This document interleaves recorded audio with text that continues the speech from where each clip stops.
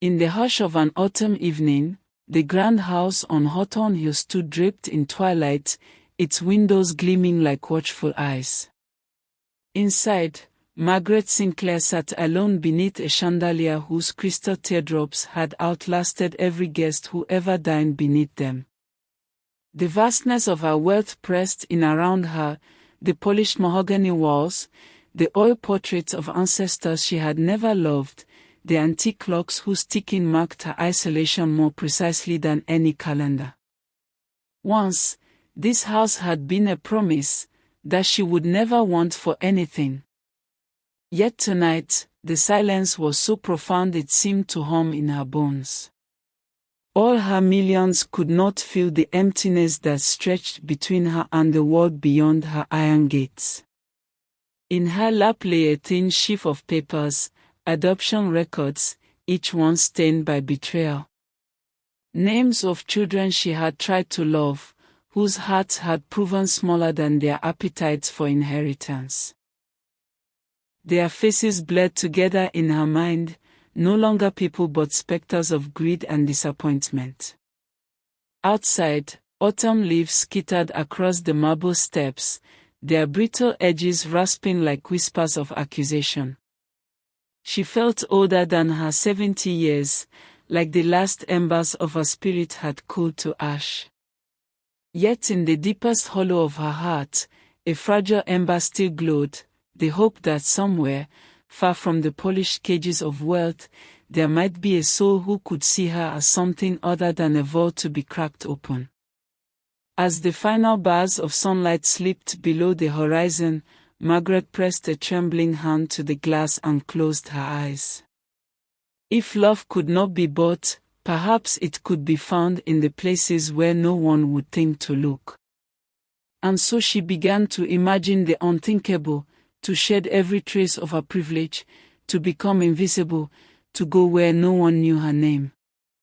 To vanish, so that, if kindness came to find her, it would be real. Story time.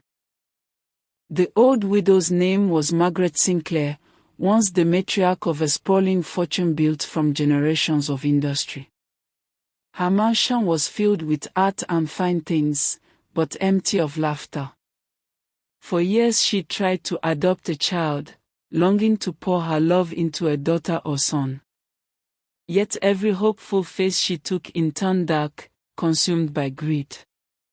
One by one, they plotted her death, tampering with her medicine, loosening the stairs, trying to forge her will. Margaret survived them all, but she was never the same. She stopped believing love could be real when money stood in the way. No hand that reached for her ever did so without an eye on her wealth. At night she sat in her study, staring at the portrait of her late husband, whispering that she was ready to go, there was nothing left here for her. But then, in her most desperate hour, she resolved to make one final attempt. If love existed, she would find it. Not as a rich widow, but as a destitute old woman with nothing to offer but her heart. She paid a trusted doctor to certify her blind. She donated most of her belongings anonymously, packed a single trunk of plain clothes, and left the state in the dark of night. By morning, the newspapers would report that she'd vanished without a trace. She arrived in a forgotten village miles away, where no one had ever heard the name Margaret Sinclair. Dressed in threadbare clothes, she sat by the roadside, tapping her cane, her eyes downcast. When the sun fell, she began to wonder if this, too, would end in disappointment. Then she heard a voice. A soft, clear song, drifting across the twilight. It trembled with sadness but carried a warmth she had not felt in decades. The voice belonged to Elsie, a 15-year-old orphan who lived just beyond the square. Since losing her mother to fever, her father had remarried a bitter woman who resented Elsie's existence. When her father disappeared to find work and never returned, the stepmother treated Elsie as nothing but an unpaid servant. She slept on a straw mat in the kitchen and rose before dawn to scrub floors, cook, and watch the stepchildren. Some nights, if she was too tired to walk, she went to bed hungry. Elsie's only solace was music. She would hum lullabies her mother once sang, closing her eyes and imagining herself in her mother's arms. Sometimes, she prayed that death would find her soon and reunite them. That evening, Elsie had gone to the well to fetch water when she noticed the frail woman sitting alone. Something in the way the stranger bent her head, something small and defeated, broke Elsie's heart. "Ma'am," she asked gently. "Are you lost?" Margaret swallowed the knot in her throat and lifted her face. "I have nowhere to go," she whispered. "No family. No home." Elsie didn't think twice. She set down the bucket, reached out, and clasped the old woman's hand in hers. "Then come with me. I don't have much, but you can stay where I stay." She led Margaret back to the cramped house. The stepmother scowled when Elsie explained, but she knew better than to make a scene in front of a stranger. That night, Elsie cleared a corner in the kitchen, laid down a folded blanket, and helped Margaret settle. Days passed. Margaret pretended to be blind, but she could see perfectly well. And she saw everything. She saw how Elsie rose before dawn to sweep the yard and prepare breakfast.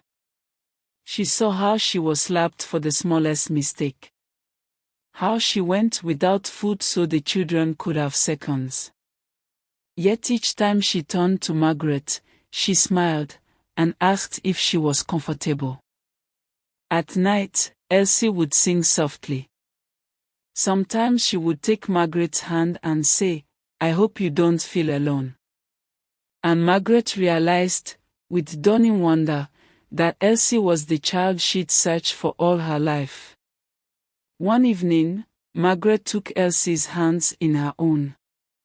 Her voice trembled. "Elsie, I must tell you the truth." Elsie looked up, puzzled. "I am not blind. And I am not homeless. My name is Margaret Sinclair. I have more money than you could ever imagine. But none of that mattered. I only wanted to know if someone could love me for me." Elsie blinked, stunned. "I have never known a kinder heart than yours," Margaret went on. "You gave me shelter when you had nothing yourself. You saw me as a person, not as a fortune." Tears welled in Elsie's eyes. "I would like to give you a choice," Margaret whispered. "Come home with me. Be my daughter, not by paper alone, but in every way that matters. You will never be hungry again. Never unloved." Elsie covered her mouth, her shoulders shaking. She thought of her mother, of the lullabies, of all the nights she prayed for rescue. And she knew, deep in her bones, that this was her answer. She fell into Margaret's arms, sobbing. "I would love nothing more," she whispered. And in that moment, Margaret Sinclair, who had searched so long for a child, finally found her daughter. Elsie couldn't speak. Her voice tangled in her throat, tangled in a lifetime of hoping and hurting. She pressed her cheek against Margaret's shoulder and let the tears fall until she had nothing left. Margaret didn't rush her. She simply held her, her own heart pounding in her chest like something young again. When Elsie finally pulled back, her eyes were red. "If you truly mean it, if you truly want me, I will come with you." But, she hesitated. "What about them?" She glanced toward the inner rooms where the stepmother and the children were pretending not to eavesdrop. Margaret's face grew calm and resolute. You owe them nothing. But I will not leave them without a reckoning. The next morning, Margaret stood in the small courtyard. Her posture was no longer bent or timid. She carried herself like the woman who had built a fortune, because she was. The stepmother stumbled back, suddenly realizing this frail visitor was no beggar. You have treated this child worse than any servant, Margaret said, her voice carrying. You denied her food, safety, and love.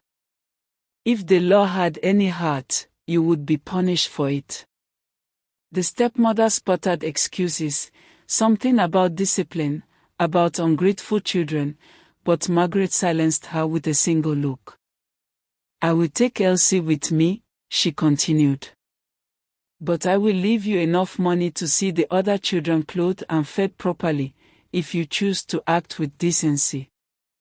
She pulled an envelope from her coat, more money than this family had ever held. Consider this a test. If you spend it on yourself, it will not end well for you. The woman's mouth opened and closed like a hooked fish. She nodded, pale. Margaret turned to Elsie. Pack only what matters to you. Elsie slipped into the little kitchen. She looked around at the place that had been her prison and realized she felt no longing for any of it. In the end, all she took was a faded photograph of her mother and a small wooden flute she'd carved herself. When she stepped back into the yard, Margaret reached for her hand. Ready? Elsie nodded. They left that house as dawn broke. The journey back to Margaret's estate took 2 days.